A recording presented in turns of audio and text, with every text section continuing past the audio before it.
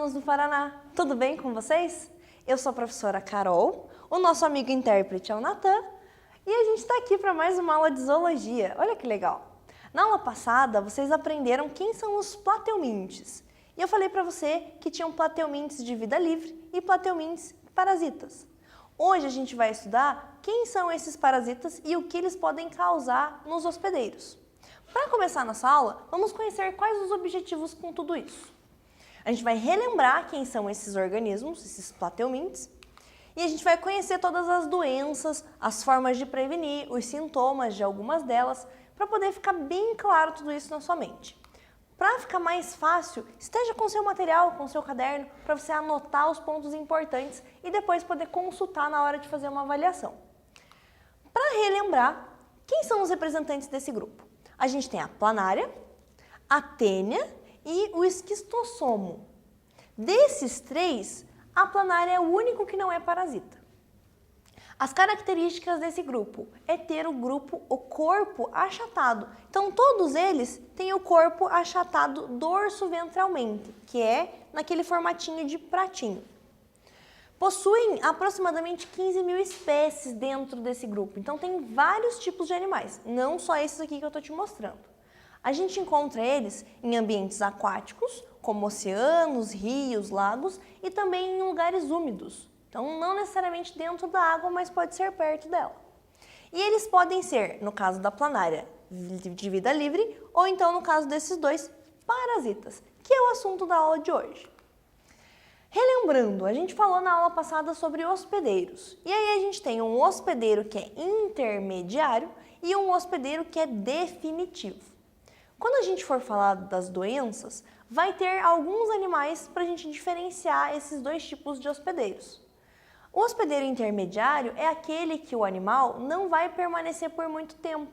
Ele vai fazer uma parte da reprodução dele ali, que é a reprodução assexuada, mas ele vai ter que ir para um outro hospedeiro para terminar o ciclo de vida dele. E é onde ele vai fazer a reprodução sexuada. E esse cara é o hospedeiro definitivo. Na maioria dos casos, o hospedeiro definitivo é o ser humano. E aí a gente vai ver que tem algumas exceções onde o ser humano pode ser um hospedeiro intermediário, ou então a gente vai ver que tem o porco, a vaca, o peixe, outros animais que podem ser hospedeiros intermediários. Então que isso tem que ficar claro na sua mente. Qualquer coisa você pode até fazer uma nota no caderno sobre isso. Vamos fazer um quiz para já fixar tudo isso e começar a aula em si. Os plateumintos parasitas, Esquistossoma mansoni, que é o esquistossomo, e a Taenia solium, que é a tênia, apresentam, letra A, dois tipos de hospedeiro, um intermediário e um definitivo. Letra B, os humanos como hospedeiros intermediários. Letra C, que aqui está B, desculpa aí, um invertebrado como hospedeiro intermediário. E letra D, dois hospedeiros ambos vertebrados. Pensa com calma, responde no seu caderno e daqui a pouquinho a gente volta.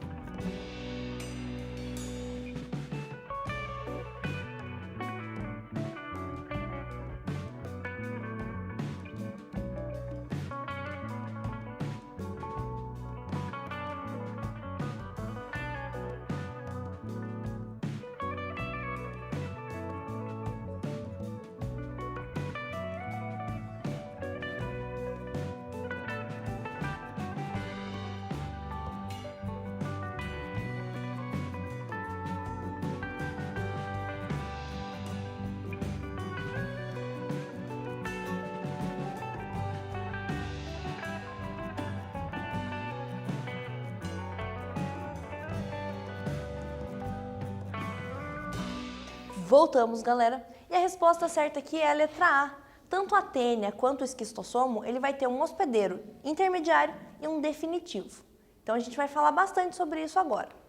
Começando, a gente vai falar sobre a esquistossomose. Parece esquisito mesmo, mas a esquistossomose é uma doença causada pelo Schistossoma mansoni, que quando a gente traduz meio que para o português, fica esquistossomo, o nome do animal. Esse organismo, ele causa uma parasitose em nós, seres humanos, e ele usa um outro tipo de organismo como hospedeiro também intermediário. A gente tem aqui um caramujo que é da classe Bionfalaria. Esse caramujo, ele é parte do ciclo da vida desse esquistossomo. Então ele entra dentro do caramujo e fica um tempo ali. Depois, quando ele entrar no ser humano, é que ele vai completar o ciclo de vida dele. Aqui, a gente consegue ver que a gente tem o macho e a gente tem a fêmea. Os dois organismos, eles ficam unidos, um junto com o outro. Então, a gente pode dizer que o Schistossoma mansoni, ele não é hermafrodita. Ele tem os dois sexos aqui, um macho e uma fêmea, mas os dois são grudadinhos. Isso vai auxiliar ele no processo de reprodução que ele realiza depois. E aí, como que acontece para você contrair essa doença do esquistossomo? O ser humano é o hospedeiro definitivo, certo? Sem dúvidas quanto a isso. Os machos e as fêmeas, eles vão se instalar no vaso sanguíneo do intestino, do fígado e do baço do ser humano, que é onde ele vai realizar a fase sexuada da reprodução. Vocês estão vendo essa imagem aqui, que é para eu poder explicar para você como que acontece. Então, assim, aqui a gente tem o ser humano está lá num riacho, ele vai pescar para poder ter o alimento dele e viver a vida dele. O que acontece? O embrião do esquistossomo, ele tem uma fase que ele parece um protozoário com cílios, mas ele não é um protozoário, ele continua sendo um plateuminte, só lembra a estrutura. Essa estrutura aqui de miracídio é a fase que ele se instala dentro do caramujo. Quando ele está dentro do corpo do caramujo, ele faz essa reprodução assexuada, que ele passa de miracídio para uma cercária. Então ele evolui dentro do caramujo. Ele precisa ter esse tempo de vida ali dentro para passar de fase, ter uma pouca evolução. Quando ele chega a esse estágio de cercária, ele sai de dentro do caramujo e fica na água. E aí, quando a pessoa entra na água, acontece dele passar para o corpo do ser humano através da pele. Então, ele não vai ser ingerido, ele vai entrar no teu corpo pela sua pele. E aí, para onde que ele vai? Ele vai lá para o seu vaso sanguíneo do intestino, do fígado e do baço. E aí acontece os sintomas da doença, que é o que a gente vai ver aqui, Essa doença, ela também pode ser chamada de barriga d'água. Você já ouviu sua avó falando sobre isso? Você já viu alguma imagem de alguma criança ou até mesmo de alguma pessoa com isso? Por que eles chamam essa doença de barriga d'água? Porque tanto o baço quanto o fígado, eles acabam inchando bastante. Eles têm um inchaço muito grande e isso faz com que a barriga acabe se expandindo. Então, essa expansão do abdômen é por causa do inchaço dos órgãos aonde o parasita está instalado. Como sintoma dessa doença, você pode ter diarreia, você pode ter coceira no corpo, porque o bichinho vai entrar pela sua pele. Você pode ter vômito, aumento do baço e do fígado, como eu te mostrei aqui. E aí, um acúmulo de plasma. O plasma é o líquido que tem no sangue. Então, vai aumentar a quantidade desse líquido que está dentro desses órgãos, por isso que ele incha bastante. E aí, vai acarretar essa distensão, esse aumento da barriga. E aí parece que a pessoa comeu uma melancia inteira, está com a barriga cheia de água. Na verdade, não. Ela está com os parasitas lá nos vasos sanguíneos. E aí ele incha e fica desse jeito. Certo? Como que a gente previne esse tipo de doença, então? O tratamento é feito com medicamento específico. Tem vários tipos de pesquisas buscando melhorar os medicamentos, tentando até fazer uma vacina para isso, mas ainda não saiu essa vacina. Então, quando a pessoa tem esse tipo de doença, a gente usa medicamentos para acabar com o organismo. Mas em caso de prevenção, a gente vai ter que ter algumas medidas. Quais são elas? Um saneamento básico com coleta e tratamento de esgoto. Então, se você tem um tratamento de esgoto, você consegue controlar essa passagem do protozoário. Do protozoário não, desculpa, do parasita. Tratamento dos doentes. Então, se a pessoa está doente, você vai dar o remédio para ela e ela não vai eliminar esse organismo nas fezes dela, não vai cair na água e não vai passar para outras pessoas. Então, já é mais uma forma de segurar o avanço da doença. Ações educativas em saúde. Então, a gente pode ter nas unidades de saúde básicas profissionais que desenvolvam promoções de ações educativas. Eles vão passar nas casas, vão avisar o pessoal, ó, você não pode ficar andando descalço por aí, se você for entrar na água, toma cuidado, essa água está contaminada. Ou então, vamos melhorar, não vamos ficar jogando esgoto aqui nesse riacho. Então, ações de educação em saúde. Eliminação de possíveis criadouros do caramujo. Então, aqui a gente tem o caramujo, para a gente poder segurar, não ter esse hospedeiro intermediário, a gente pode ter um controle do caramujo. E aí a gente não passa da segunda fase adiante, que é quando ele realmente se reproduz dentro do hospedeiro. Fácil. Agora vamos responder esse quiz aqui. Existe uma frase popular usada em certas regiões relativa a lagos e açudes, que diz assim, ó, se nadou e depois coçou, é porque pegou. Essa frase se refere a uma infecção causada por qual tipo de organismo? A gente tem aqui, ó, na letra A, o Plasmodium vivax, na letra B, o Trypanosoma cruzi, na letra C, o Schistosoma mansoni e na letra D, a Taenia solium. Qual desses organismos a gente pode captar ele através da água? Pensa aí, daqui a pouquinho eu volto.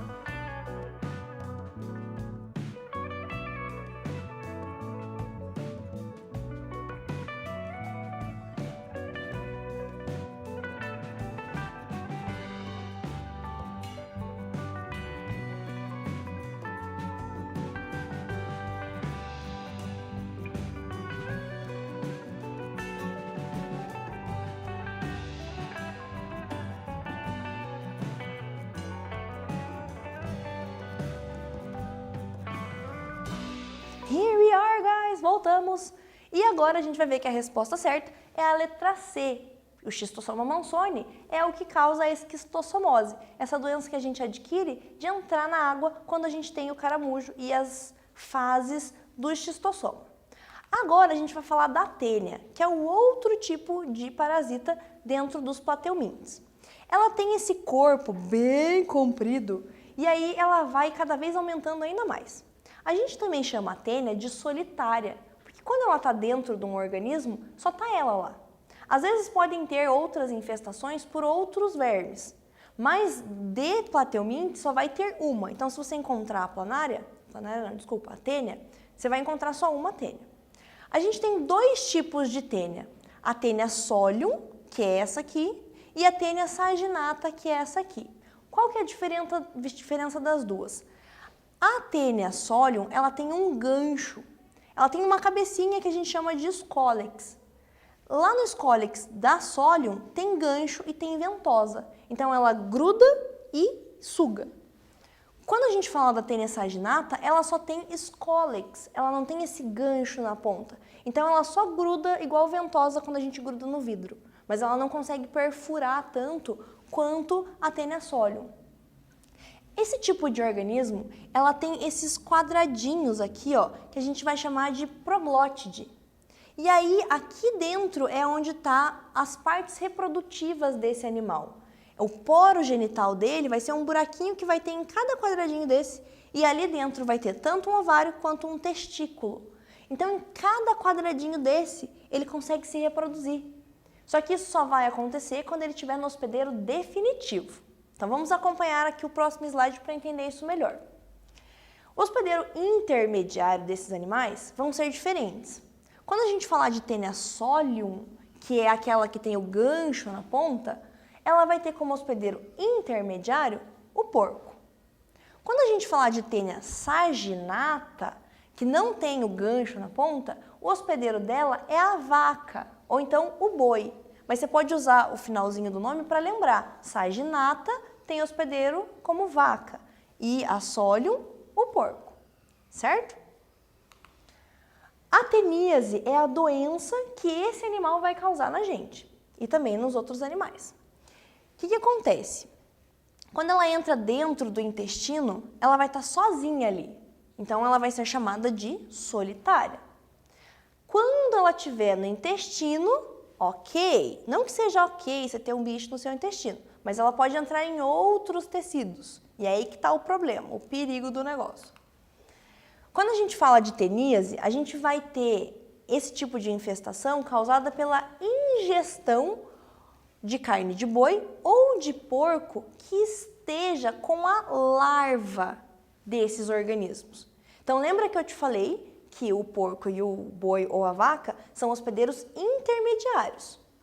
Lá dentro do corpo do hospedeiro intermediário, ele pode desenvolver até a larva desse organismo e ficar na carne do animal, não necessariamente no intestino. Se você comer essa carne de uma má procedência, se você não preparar ela de uma forma correta, você pode ingerir essa larva. E aí, ó, das duas espécies de tênias, tanto que pode entrar no ser humano, tanto a tênia solium, que é a número 1, que entra através da carne do porco, e a saginata, que é a número 2, que a gente absorve ela, ingere ela através de carnes de vaca, a gente tem que tomar esse cuidado de ter uma carne de boa procedência e um preparo muito bem feito, para que você não ingira aqui, ó, a larva. Por que eu estou tocando nesse ponto da larva? Porque a gente vai ver depois que tem outra etapa do ciclo de vida do animal que a gente pode ingerir também. Então, teníase lembra de larva, por isso que eu já deixei destacado aqui para você poder lembrar. O verme adulto, ele vive preso dentro do intestino do hospedeiro.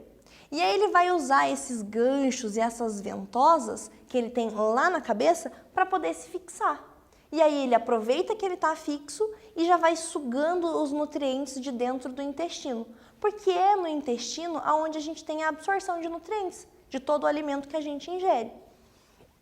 As tênias, elas são então hermafroditas. Lembra que eu te mostrei a imagem? Ela tem tanto óvulo quanto testículo ali dentro da proglótide.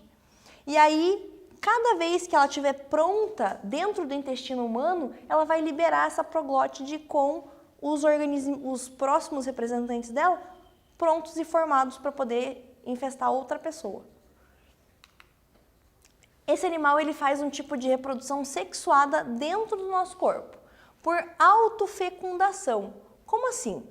Dentro de cada quadradinho desse tem tanto o ovário quanto o testículo. Então vai ter óvulo e espermatozoide tudo ali. Ela só vai misturar os dois e vai formar um novo indivíduo, um porozinho ali para poder liberar. Esses ovos que ela vai fazer vão ser eliminados nas fezes. Nas fezes de quem? Do ser humano. Então, quando a pessoa está com essa infestação, ela percebe nas fezes que saem uns quadradinhos. E esses quadradinhos são as proglótides da tênia que estão sendo eliminadas.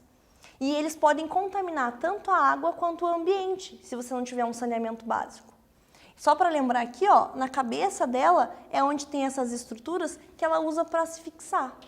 Nesse caso, desse tipo de organismo que é a tênia, ela é muito interesseira, porque ela está dentro do hospedeiro. Então, ela está ali absorvendo os nutrientes dele. Só que ela acaba dando para a gente uma condição que o seu sistema imunológico ele acaba dando uma aumentada no poder dele. Porque ela não quer que o hospedeiro morra. Então, se você for fazer exame de sangue, você vai perceber que tem algumas substâncias que estão numa quantidade maior.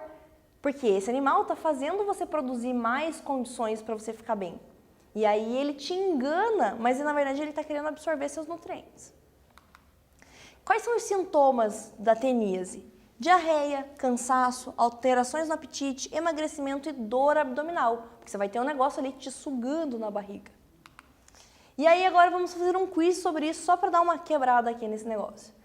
Os organismos que apresentam corpo dividido em proglótides, com escólix na parte anterior e sem tubo digestivo, podem parasitar o homem através do quê? Letra A, contato com água contaminada. Letra B, ingestão de carne mal cozida. Letra C, pés descalços. Ou letra D, picada de inseto. Pensa aí, daqui a pouquinho eu volto.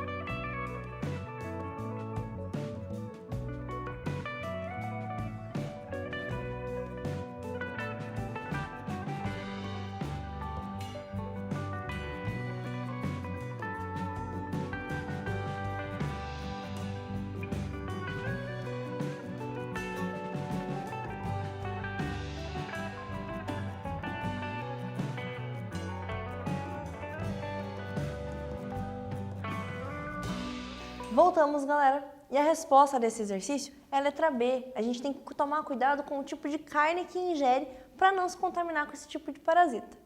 Lembra que eu te falei que tinha um outro porém desse tipo de animal? É a cisticercose, que é uma doença também causada pela tênia. Qual que é a diferença de teníase para cisticercose? O contágio, nesse caso, é feito pela ingestão de ovos das tênias, diferente da outra que a gente já ingeria a larva. O que acontece? Esses ovos eles vão estar tanto na água contaminada quanto em outros alimentos que não forem bem lavados, como frutas e verduras. No caso aqui, ó, do parasita intermediário, do hospedeiro intermediário, que seria a vaca ou o porco, eles vão estar com o ovo dentro deles. Eles podem estar com essa fase de ovo não eclodida ainda, não virou uma larvinha. E aí você acabou ingerindo o ovinho. Só que o ovo, ele não sabe ainda que ele é uma larva, que ele tem que parasitar intestino. Então o que acontece? Ele fica perdidaço. Ele fala assim, opa, para onde eu vou? Eu tenho vários órgãos, vários tecidos, e aí ele fica meio sem saber para onde ele vai. E aí ele acaba indo para outros órgãos. E aí a gente vai ver quais são esses órgãos. Mas aí nesse caso, ele vai desenvolver a fase dele de ovo para larva e depois a larva vai se desenvolver, virar um adulto e fazer reprodução sexuada. Tudo isso dentro do ser humano. Então tem uma diferença com a outra que a gente tinha visto antes. E aí dentro do ser humano ele faz lá a reprodução sexuada e libera dentro das ploglotes o ovinho de novo para poder completar o ciclo de volta. No caso da cisticercose, dentro do corpo humano, os ovos vão dar origem às larvas e eles podem se alojar nos olhos, nos músculos, nos pulmões ou então no cérebro. E aí que está aquele perigo que sua avó fala assim, você não pode comer carne de porco crua, porque daí você vai pegar o bichinho do porco na cabeça. Já viu isso? Então é isso aí. Por quê? O ovo, como ele não tem a função de larva ainda, ele não sabe qual tecido escolher. Então ele entra na corrente sanguínea e vai para outros órgãos. Os danos que eles podem causar são inúmeros. Dependendo do órgão, vai ser o tipo de lesão que ele vai ocorrer. Mas a gente tem que tomar esse cuidado porque você pode ter muitos danos. Se ele chegar no seu cérebro, você pode até ter um tipo de demência, ter dificuldade de aprendizado, você pode ter várias coisas com isso que é muito perigoso. Então, cuide como que você vai se alimentar. Não ingira carnes de má procedência ou mal cozidas. E aí, a gente tem aqui um ciclo para você poder analisar tanto a teníase quanto a cisticercose. Você tem lá o ovo, no caso da cisticercose, ele pode estar dentro do homem ou dentro do porco.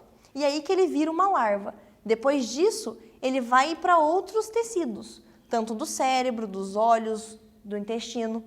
Quando a gente fala de teníase, você já ingere o cisticerco, que é a larva pronta. Então ela já vai crescer, ficar adulta para produzir mais novos ovos.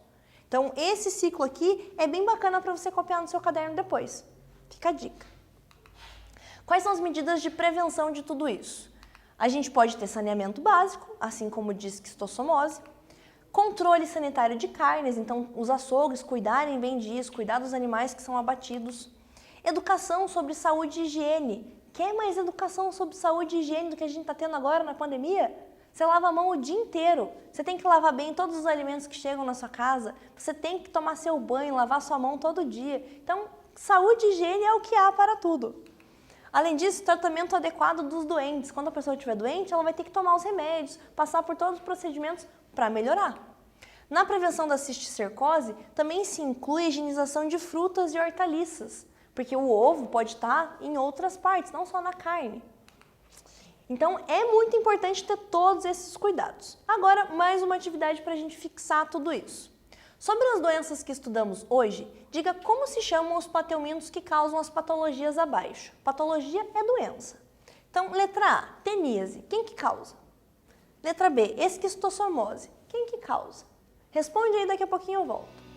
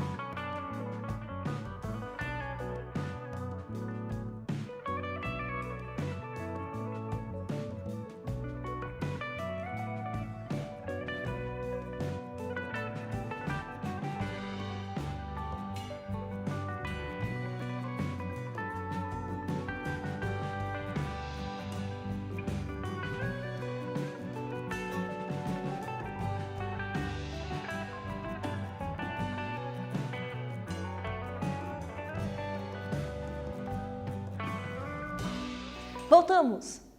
E aqui nós temos a teníase, que é causada pela tênia. E a gente viu que tem dois tipos de tênia, a tênia solium e a tênia saginata. E a esquistossomose é causada pelo esquistossomo, que a gente sabe o nome científico dele, que é Esquistossoma mansoni. Muito legal, né?